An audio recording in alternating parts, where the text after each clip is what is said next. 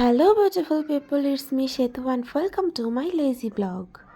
দিনটা ছিল হচ্ছে বিজয়া দশমীর দিনকার একটা ভিডিও। সকাল সকাল আমি আর আমার ননদ ঘুম থেকে উঠেই হচ্ছে বাইরের ওয়েদারটা দেখছিলাম। বাইরের ওয়েদারটা এত সুন্দর ছিল ওই দিন। দেন হচ্ছে ওদের বাড়িতে যাত্রা করার নিয়ম আছে, তাই এখানে হচ্ছে ওরা দুই ভাই বোন মিলে যাত্রা করছিল।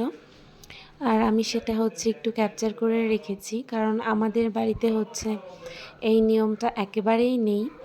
সো এটা হচ্ছে আমি এবার ফার্স্ট টাইম দেখলাম। দেন সব কিছু কমপ্লিট করে আমার হাজব্যান্ড আর আমার দেবর চলে গিয়েছিল আমাদের সকালের নাস্তা আনার জন্য। তারপর খাওয়া দাওয়া করতে করতেই দেখি যে প্রচণ্ড বৃষ্টি শুরু হয়ে গিয়েছে। আর আমি ইদানিং এত পরিমাণ অলস হয়ে যাচ্ছি যেটা বলার বাইরে।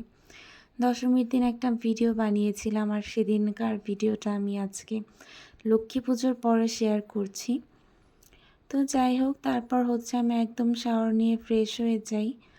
দেন হচ্ছে আমি আর আমার ননদ মিলে ডিসাইড করছিলাম যে আজকে আমরা কিভাবে সাজগোজ করব, কোন শাড়িটা পরবো।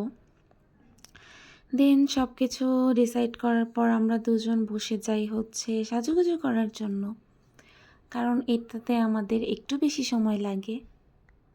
আর এখানে হচ্ছে আমার ননদিনী আমাকে আইলাইনার দিয়ে দিচ্ছিল। আর সেদিন ফার্স্ট টাইমের মতো আমার দুই চোখে সেম সেম আইলাইনার হয়।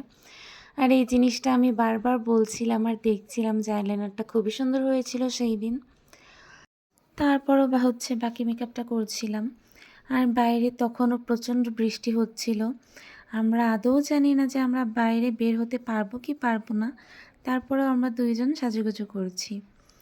তারপর সাজগোজ কমপ্লিট করার পর আমার মনে পড়ে যে আমি আমার পায়ে আলতা পরতে ভুলে গিয়েছি।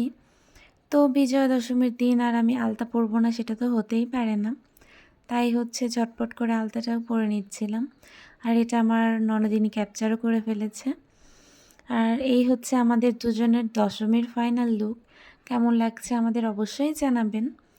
আমরা হচ্ছে খুবই আর্লি মন্দিরে চলে গিয়েছিলাম, কারণ আমাদের মেন মোটিভ ছিল আমরা সুন্দর সুন্দর ছবি তুলব।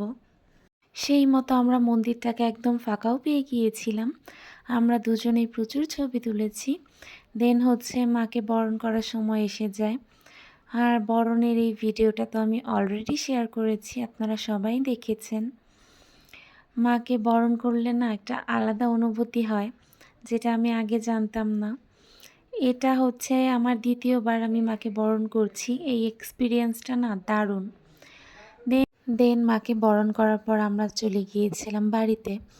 বাড়িতে গিয়ে খাওয়া দাওয়া করে হচ্ছে আমরা ড্রেস চেঞ্জ করে আবারও চলে এসেছি মন্দিরে। আর এখানে এসে হচ্ছে আমরা সবাই মিলে একটু নিজেদের ক্যামেরাবন্দি করে নিলাম। দেন দেখি যে সবাই মিলে এখানে সুন্দর সুন্দর বাজি পোড়াচ্ছে। আমি আগেই কিছু ক্যাপচার করতে পারিনি, লাস্টে এসে হচ্ছে এগুলো একটু ক্যাপচার করে রেখেছি। মানে এই মোমেন্টগুলো এত সুন্দর ছিল যেগুলো এখন খুবই মিস করছি। যত সময় যাচ্ছে মায়ের বিদায়ের মুহূর্ত চলে আসছে। আর এদিকে সবাই মিলে এত এত মজা করছে, নাচ গান করছে, সাথে এত সুন্দর বাজি ফাটাচ্ছে। মানে এই মোমেন্টটা না একটু অন্যরকম ছিল। প্রতিবারের তুলনায় এইবারের দশমীটা আমার কাছে অনেক স্পেশাল। এইবার আমি প্রচুর প্রচুর মজা করেছি। আমি এত বেশি মজা মনে হয় কোনো দশমীতেই করিনি। দেন হচ্ছে আমরাও চলে গিয়েছিলাম ডান্স ফ্লোরে, আর আমরা প্রচুর প্রচুর ডান্স করেছি। আর তার মধ্যেই হচ্ছে মায়ের বিদায়ের ঘণ্টাটা বেজেই গেল। মানে পুজো আসবে আসবে এই অনুভূতিটাই না অনেক ভালো। পুজো আসলেই না কিভাবে যেন পুজোটা শেষ হয়ে যায়। আসছে বছর আবার হবে। জয় মা দুর্গা।